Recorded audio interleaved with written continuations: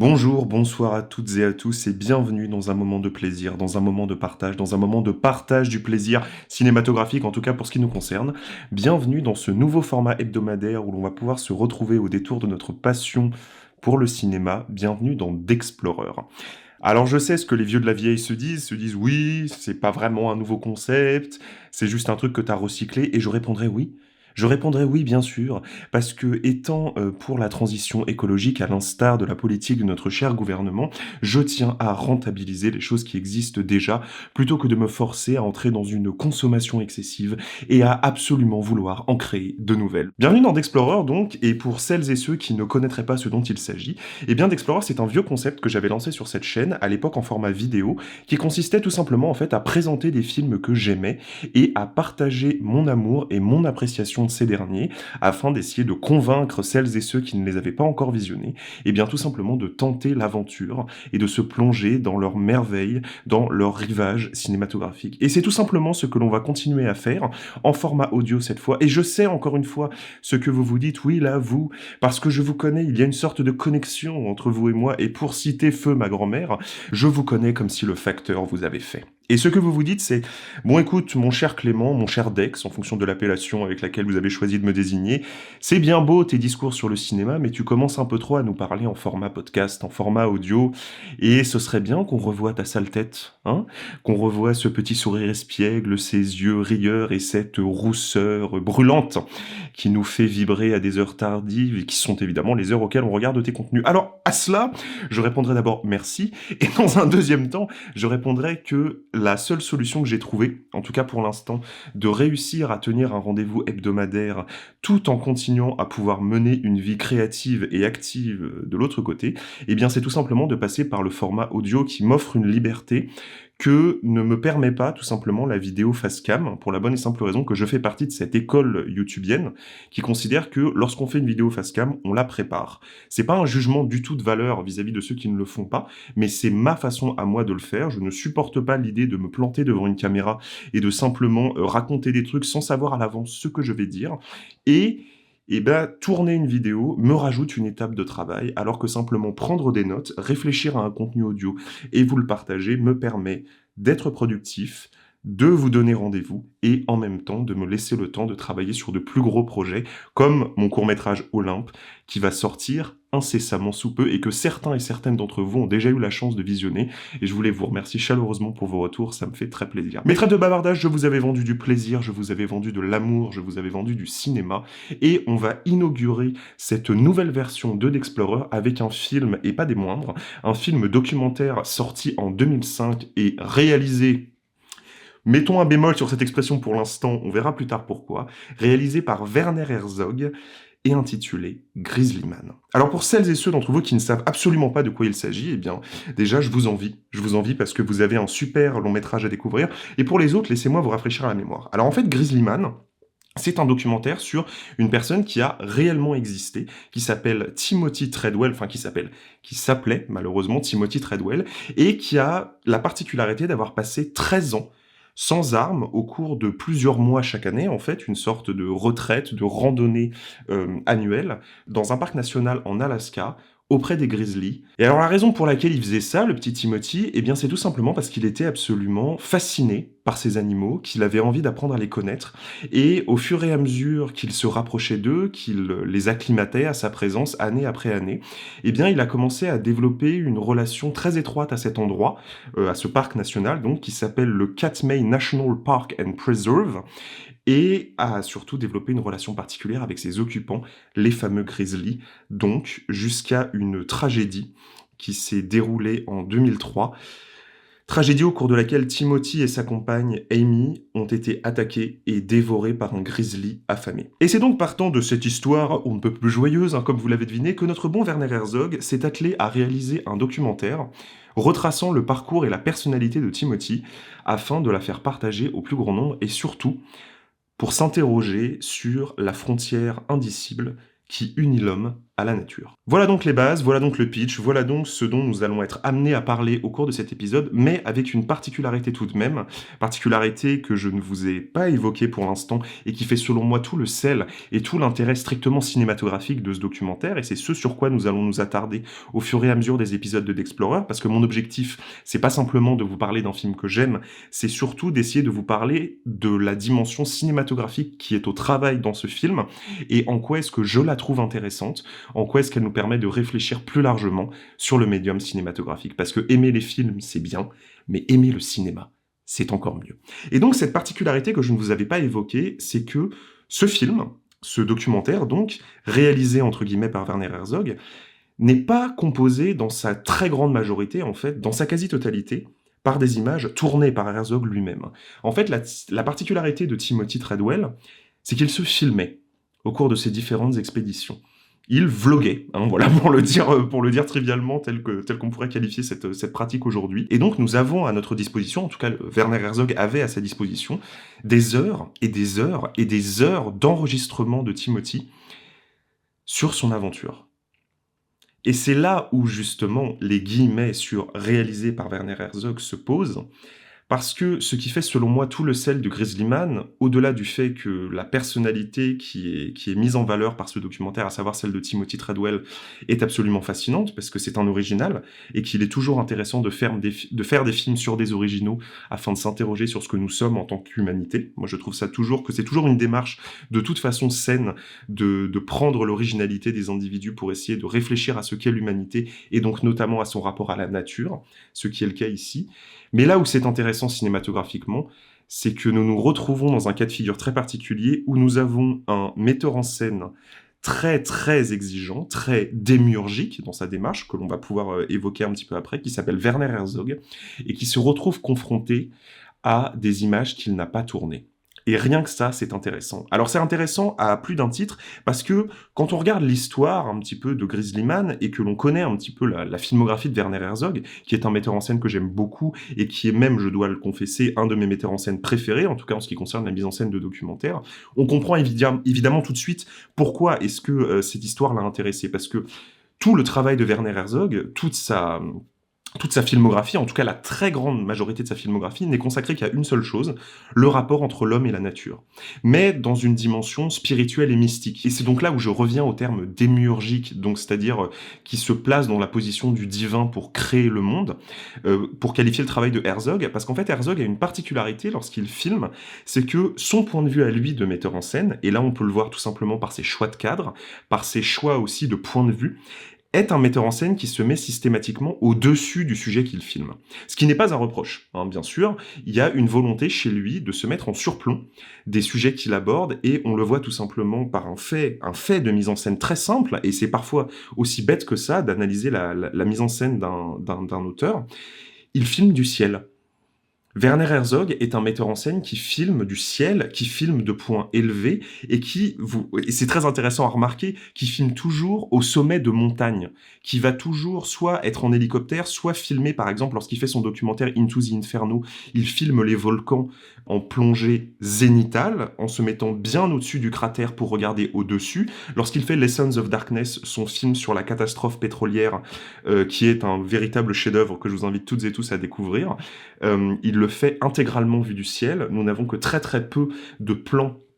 au niveau du sol. Lorsqu'il filme évidemment Fireball, Visitor from a Dark World, donc son film sur les météorites qui est sorti sur Apple TV+,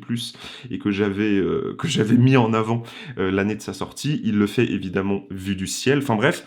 nous avons un réalisateur qui a un rapport vu du dessus à ce qu'il filme, et qui est un véritable créateur d'images. Ce qui colle avec une démarche démiurgique, évidemment, parce que ce qui caractérise aussi le cinéma d'Herzog, et ce qui fait selon moi toute sa force et toute sa beauté, c'est que c'est un metteur en scène qui ne va pas simplement se contenter de capter le réel tel qu'il est, mais qui va le transformer pour le rendre cinématographique. Herzog, c'est par exemple un metteur en scène qui, au-delà donc de faire des cadres vus du ciel et donc très esthétiques, qui adopte le point de vue divin et qui regarde leurs sujets en surplomb pour mieux les analyser, c'est un metteur en scène, par exemple, qui va utiliser énormément la musique, qui va utiliser la musique d'opéra, qui va utiliser une musique très solennelle pour souligner les images qu'il filme, et surtout qu'il va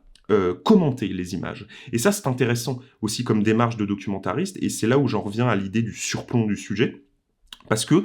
si on prend un documentaire qui n'a rien à voir, comme par exemple Citizen4 de Laura Poitras, ce qui est intéressant dans la démarche de mise en scène de Laura Poitras dans ce documentaire-là, donc sur Edward Snowden, que j'avais déjà évoqué dans un autre épisode, c'est que c'est un documentaire qui n'est absolument pas cinématographique dans la mesure où Laura Poitras n'esthétise pas ses images, ne cherche pas à créer des moments de cinéma, ne rajoute pas de commentaires, c'est-à-dire qu'elle nous laisse seuls avec ce qu'elle filme, et elle nous laisse nous faire notre opinion, et elle nous laisse libre de ressentir ou non des émotions face à ce qu'elle nous partage. Elle est là, avec sa caméra, en tant que documentariste, pour témoigner de quelque chose. Werner Herzog, ce n'est pas son but. Werner Herzog, lorsqu'il filme des images réelles, et j'ai l'air de critiquer sa démarche, mais je ne la critique absolument pas, parce que, comme je vous l'ai dit, c'est un metteur en scène que j'aime beaucoup, simplement j'analyse ce qu'il fait. Lui, il va plutôt chercher à esthétiser, à rendre cinématographique, à rendre artistique le réel.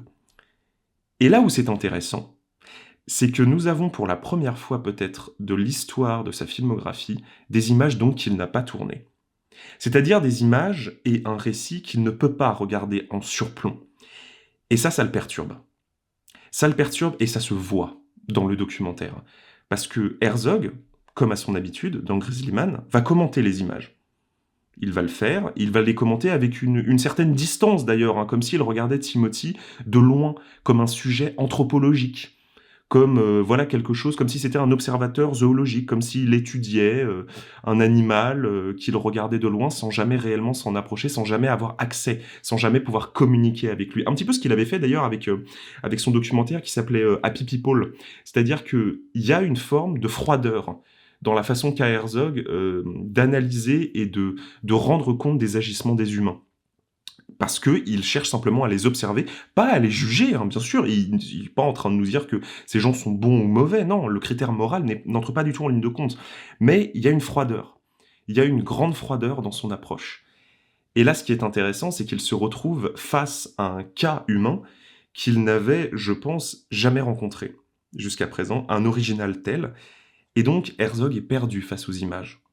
C'est-à-dire que, parfois, souvent même, lorsque nous assistons aux images du documentaire, nous entendons un Herzog qui dit « Je ne sais pas trop ce qu'il a essayé de faire. Je ne sais pas trop ce qu'il a essayé de filmer. Je me demande ce qu'il pense à ce moment-là. Je le vois cadré et je me dis « Tiens, s'il avait mis le cadre de ce côté-là, peut-être que l'image aurait été plus belle. » C'est étrange qu'il ait fait cette réflexion, etc., etc. C'est-à-dire que nous avons un metteur en scène qui s'interroge sur des images sur lesquelles il a tout pouvoir, bien sûr, puisqu'il est le réalisateur de ce documentaire. C'est-à-dire que même s'il n'a pas tourné les images, c'est lui qui choisit de nous en montrer certaines, c'est lui qui choisit de nous créer une chronologie à travers ces images, et pourtant, il y a du doute. Pourtant, il y a une humilité face au destin de cet homme.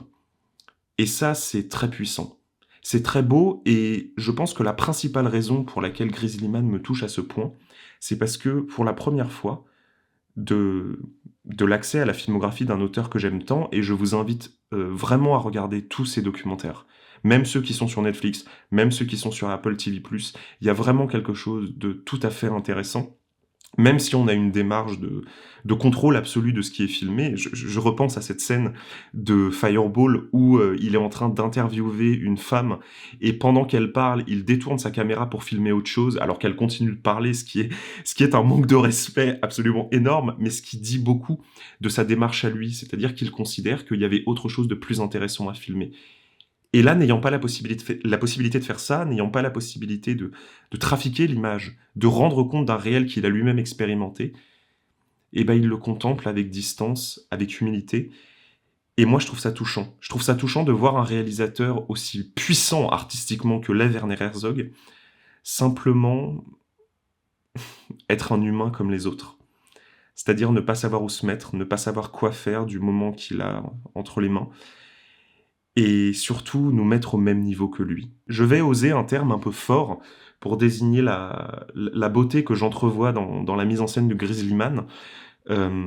qui, au-delà donc de la tragédie de l'histoire qui est racontée, est un très beau moment de mise en scène de documentaire et qui nous offre de belles réflexions.